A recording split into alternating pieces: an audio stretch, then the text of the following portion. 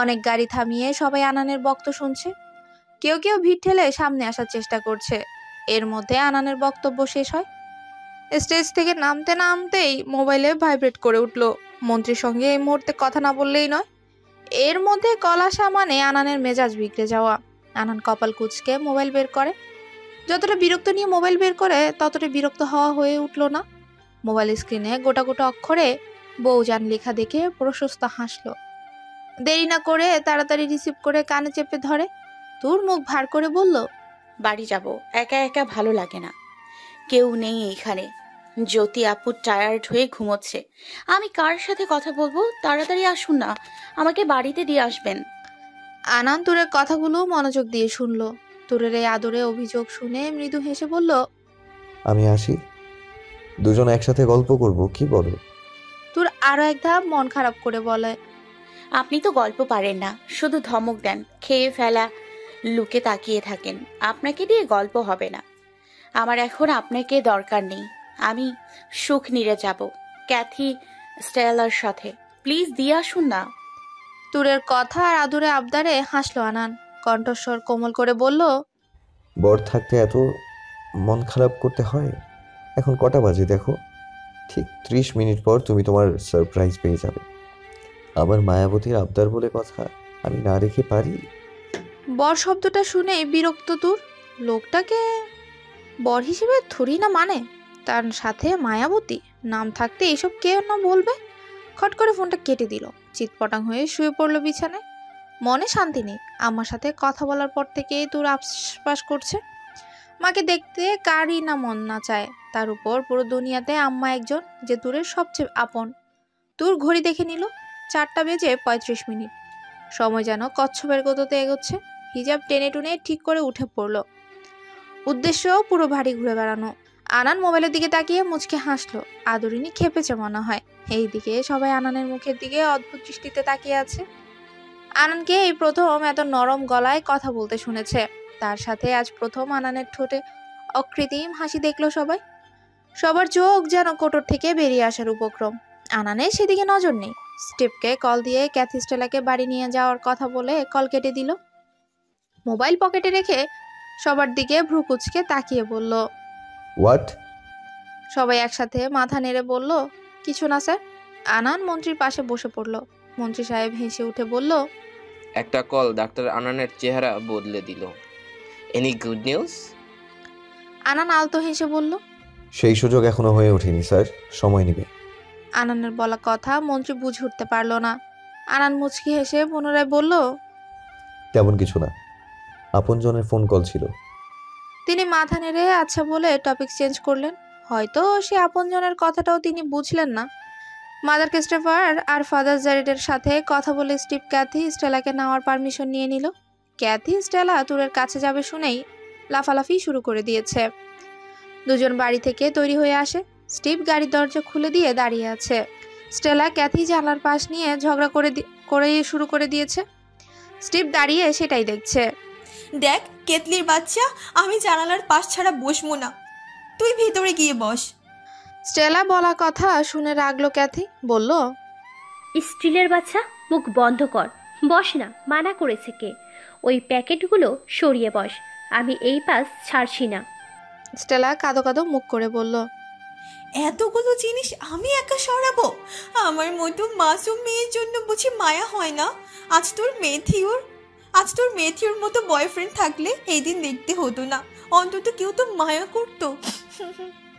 Kathy দাঁতে দাঁত চেপে বলল, কিসের মধ্যে কি বলছিস, গাধা কোথাকার? গাধা নয় গাধি হবে। সবসময় কেন ভুলে যাস আমি মেয়ে? স্টেলার কথা শুনে স্টিভ মুখ চেপে হাসছে। আসলেই মেয়েটার মাথায় বুদ্ধি কম। সে যাই হোক, জানালার পাশ আমার। স্টেলা কাঁদো কাঁদো মুখ করে স্টিভ ফ্রন্ট সিটের দরজা খুলে বলল, তুমি সামনে বসো, এই সিটটা তো খালিই থেকে যাবে, ঝগড়া না করে ওখানেই বসো, পেছনের সিটে থেকে এটা বেটার। স্টেলা স্টিভের দিকে ভ্রুকুটি করে তাকিয়ে বলল, এতক্ষণ এই বুদ্ধি কোথায় ছিল? জিসের যখন বুদ্ধি ভেতর করছিল নিশ্চয়ই আপনি কোনো মেয়ের দিকে হ্যাবলার মতো তাকিয়েছিলেন। আপনার মতো বেকুব লোকের জন্য শুধু শুধু আমার ইমোশন খরচ হলো। ধুর, ভাল লাগে না। স্টেলা দেরি না করে বসে পড়লো। এইদিকে ক্যাথি চোখ মুখ খিচে বন্ধ করে রেখেছে। এই মেয়ের জন্য কোথাও গিয়ে টেকা মুশকিল। দিল তো সব শেষ করে, মান সম্মান সব শেষ। স্টিভ কয়েক সেকেন্ডের জন্য নির্বোধের মতো দাঁড়িয়েছিল।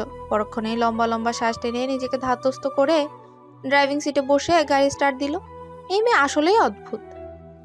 বাড়ির ভেতরটা সফর শেষ করে বাগানের দিকে ছুটলো। তুর হেঁটে হেঁটে দেখছে সব। মালি ফুল গাছের গোড়া থেকে আগাছা পরিষ্কার করছে। তুর মালির পাশে বসে আগাছাগুলো উঠাতে উঠাতে কোনটা কোন গাছ সেটা নিয়ে কথা বলছে। রমিজ মিয়া অনেকবার মানা করেছে তুরকে, যদিও তুর শোনার পাচ্ছি না। মালি কাকা, এই গাছগুলো কে লাগিয়েছে? রমিজ মিয়া হেসে বলল,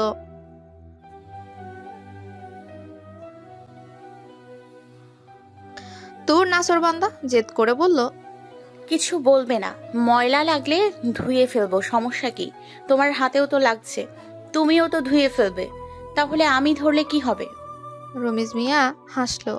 তুরের বয়সটা তার ছোট্ট মেয়ের মতো, তাই তিনি কথা বাড়ালেন না। একে একে তুরের সব প্রশ্নের উত্তর দিতে লাগলেন। তুর প্রশ্নের ঝুড়ি খালি করে তবেই উঠল। একজন গার্ড পানি হাতে এগিয়ে আসে। তুর ভ্রু কুচকে বলল, আমি তো পানির কথা বলিনি, তাহলে? গার্ডের সোজা সাপটা জবাব, স্যার বলেছে আপনি বের হলে আপনার সুবিধা অসুবিধার খেয়াল রাখতে। মুহূর্তে তুরের মাথায় তাই নিয়ে বুদ্ধি হানা এসেছি। দিল। তুর হেসে উঠে বলল, আও গ্রেট। আচ্ছা ভাইয়া, আপনার নাম কি? গার্ড জোরপূর্বক হেসে বলল, নবাব। তুর বিজ্ঞ ব্যক্তির মতো মুখে আঙ্গুল ঠেকিয়ে চিন্তিত গলায় বলল, বাংলার শেষ নবাব সিরাজউদ্দৌলা। নবাব অদ্ভুতভাবে তুরের দিকে তাকিয়ে আছে। তুর তাকে নবাব সিরাজউদ্দৌলা বলায় চমকালো সে। হেডগার্ড হওয়ার সুবাদে আনন্দ স্যার মাঝে মাঝে তাকে সিরাজউদ্দৌলা বলে ডাকেন, কিন্তু ম্যামের তো সেটা জানার কথা নয়। তাহলে কি স্যার বলেছে?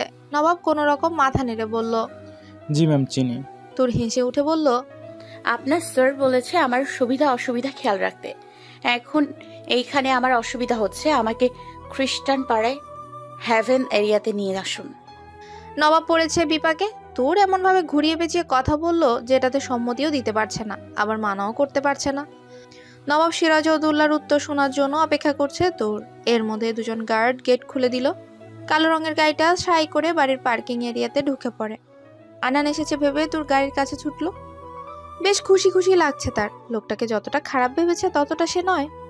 তুর সরে যেতে নবাব হাঁপ ছেড়ে নিঃশ্বাস নিয়ে ব্লুটুথ চেপে ধরে বলল, জি স্যার, বলুন। আনান এতক্ষণ তুরের কথাগুলো শুনছে। তুরের কথায় আনান পারছে না গড়াগড়ি দিয়ে হাসতে, যদিও এমন জায়গায় আছে যেখানে গড়াগড়ি দিয়ে হাসা মুশকিল। আনান নিজেকে সামলে নিয়ে বলল, নবাব তুমি ঠিক আছো? নবাব আমতা আমতা করে বলল, জি স্যার, কিন্তু ম্যাম। তোমার ম্যামকে নিয়ে ভেবো না, আপাতত সে বাইরে যেতে চাইবে না। বাই এনি চান্স আবারও যেতে চাইলে বলবে স্যার মানা করে দিয়েছে, ওকে? জি স্যার। আনান কল কেটে শাহেদকে উদ্দেশ্য করে বলল, নুসাইবের হেলথ কন্ডিশন এখন কেমন? জি স্যার, আগের থেকে বেটার। কাল ডিসচার্জ করে দেবে। আমার মনে হয় আপনার একবার দেখা করা উচিত। তাহলে সেটাই হোক। আপাতত পার্টি অফিসের দিকে না যাই। নীরব আর সোহেলকে বলো সবটা সামলে নিতে। হাসপাতাল হয়ে সোজা বাড়ি চলে যাব। জি স্যার, আপনি যেমন চাইবেন। গাড়ি সিটে গায়ে লিয়ে দিল আনান। নুসাইবের কথা মাথায় ঘুরপাক খাচ্ছে। তুরকে নিয়ে তার অনুভূতিগুলো আরো বেশি জোরদার হওয়ার আগে সবটা ক্লিয়ার করতে হবে, তা না হলে নুসাইব আরো বেশি ভেঙে পড়বে। তুর তার বান্ধবীদের গাড়ি থেকে নামতে দেখে জাপটে ধরে। ক্যাথি স্টেলাও তুরকে দেখে বেজায় খুশি। তুর গল্প করতে করতে দুজনকে নিয়ে বাড়ির ভেতরে ঢুকে গেল। স্টিভ নবাবের হাতে প্যাকেটগুলো ধরিয়ে দেয়। আনন্দ সাফ সাফ বলে দিয়েছে তার শালিকারা আসছে, আদর আপ্যায়নে যেন কোনো কমতি না হয়। তার সাথে পাঠিয়ে দিল একটা লম্বা লিস্ট, যাতে চিপস, চকলেট সহ আরো অনেক কিছুই লেখা ছিল। স্টিভ সবকিছুই বাড়িয়ে বাড়িয়ে নিয়ে এসেছে, যার দরুন পেছনের একটা সিট পুরো ব্লক করা ছিল। নবাবের হাতে প্যাকেটগুলো ধরিয়ে দিয়ে স্টিভ বেরিয়ে পড়ে। এর মধ্যে আনন্দ জ্যোতিকে কল করে মেহমান আসার খবর জানিয়ে দেয়। জ্যোতিও আর ঘুমিয়ে নেই, মেহমান আসবে শুনে রান্নার কাজে লেগে পড়লো। সুফিয়া সবটা দেখে বেজায় বিরক্ত। এই মেয়ে বাড়িতে এসেছে ঠিক করে 2 দিন হয়নি, এর মধ্যে বাড়িটাকে মাছ বাজার করে ফেলেছে। ক্যাথি স্টেলাকে নিয়ে সোফায় পা গুটিয়ে বসে গল্প জুড়ে দিয়েছে তুর। এর মধ্যে নবাব সিরাজউদ্দৌলা তুরের পাশে প্যাকেটগুলো রেখে চলে যেতে নেয়। তুর নবাবকে ডেকে ক্যাথি স্টেলার সাথে পরিচয় করিয়ে ক্যাথি স্টেলাকে উদ্দেশ্য করে বলে, উনি হচ্ছে বাংলার শেষ নবাব সিরাজউদ্দৌলা। ভাইয়া, উনি খুব ভালো মানুষ। আমি বাইরে বের হলে উনি খুব খেয়াল রাখেন। নবাব মুচকি হেসে বেরিয়ে পড়লো। নাম নিয়ে মহা বিপাকে পড়েছে সে। মনে মনে বার কয়েক দাদাকে দোষারোপ করলো। দুনিয়াতে কি আর নাম ছিল না? শেষ পর্যন্ত নবাবই রাখতে হলো তাকে। তুর আর ক্যাথি স্টেলার সাথে গল্পে যোগ দিয়েছে মাজেদা খালা। তুর মাজেদা খালার দিকে চিপসের প্যাকেট এগিয়ে দিল, তার সাথে জ্যোতির জন্য আলাদা করে রেখে দিল কিছু। বাকিগুলো ক্যাথি স্টেলা সহ খেতে লাগলো। সুফিয়া মুচকি হেসে পায়ের উপর পা তুলে কাউচে বসলো। তুর আগ্রহের সাথে চিপসের প্যাকেট এগিয়ে দিয়ে বলল, আপনি খাবেন? ক্যাথি আর স্টেলা সুফিয়াকে ঠিক চিনতে পারলো না। ক্যাথি ইশারায় জিজ্ঞেস করলো, কে উনি? তুর কৌতূহলী ভঙ্গিতে বলে উঠল, উনি আমার শ্বশুর বাবার সেকেন্ড ওয়াইফ। ওনার প্রথম ওয়াইফ মারা যাওয়ার পর বাচ্চার দেখাশোনা করার জন্য এনাকে বিয়ে করেন। যদিও উনি তুর সবসময় সোজাসুজি কথা বলে, ঘুরিয়ে পেয়েছে কথা বলাটা সে শেখেনি। হয়তো এই সোজাসাপটা কথা বলার কারণে সবাই তুরের প্রতি আকৃষ্ট হয়, যদিও এই সহজ স্বীকারোক্তি সবার পছন্দ নয়। ক্যাথি সোফিয়াকে দেখে বুঝলো এই মহিলার সুবিধার না। তুর আরো কিছু বললে হয়তো রেগে যাবে, তাই তুরকে মাঝপথে থামিয়ে দেয়। জোরপূর্বক হেসে বলল, ওকে বুঝতে পারছি না, আর বলতে হবে না। কেমন আছেন আন্টি? ততক্ষণে সুফিয়ার চোয়াল শক্ত হয়ে গেল। যে কথা আনান বলতো তাই 2 পয়সার মেয়ের মুখ থেকে শুনতে হচ্ছে তাকে। ব্যাপারটা সুফিয়ার হজম হলো না। মাজেদা খালা বুঝতে পেরে সুফিয়া তুরের কথায় বেশ অপমান বোধ করেছে, হয়তো ভেতরে ভেতরে কিছু পাকাচ্ছে। স্টেলা সুফিয়াকে আপাদমস্তক দেখে বলে উঠে, that means step ma'am, but উনি সুন্দর দেখতে, রাগী মনে হলেও স্মার্ট আর সুন্দর। তুর চিপস মুখে দিতে দিতে বলে, আমারও তাই মনে হয়। তুর আর স্টেলার কথা শুনে ক্যাথি পারছে না মাটির সাথে মিশে যেতে। এমনিতে এই মহিলাকে তার ভালো ঠেকছে না, তার উপর কথা এমন আগুনে বেগুন ঘি ঢালার মতো কাজ করবে। তুর আর স্টেলাকে যারা চেনে তাদের জন্য এটা স্বাভাবিক হলেও যারা চেনে না তাদের কাছে ব্যাপারটা অদ্ভুত সাথে অপমানজনক। দুজনের মধ্যে দুজনই মনে মনে কথা বলতে পারে না, যা মনে মনে বলার তা সরাসরি মুখের উপর বলে দেয়। ক্যাথি কপালে আঙ্গুল ঘষতে ঘষতে স্টেলাকে চোখ রাঙিয়ে দিল। সুফিয়া কয়েক সেকেন্ড তুরের মুখের দিকে তাকিয়ে দুর্বোধ্য হাসলো। সেই হাসি বজায় রেখে ক্যাথিকে উদ্দেশ্য করে বলল, তোমাদের নাম কি? কোথায় থাকো? বাই এনি চান্স তোমরাও কি তুরের মতো বেনামি? না মানে নাম পরিচয়হীন? You know what I mean?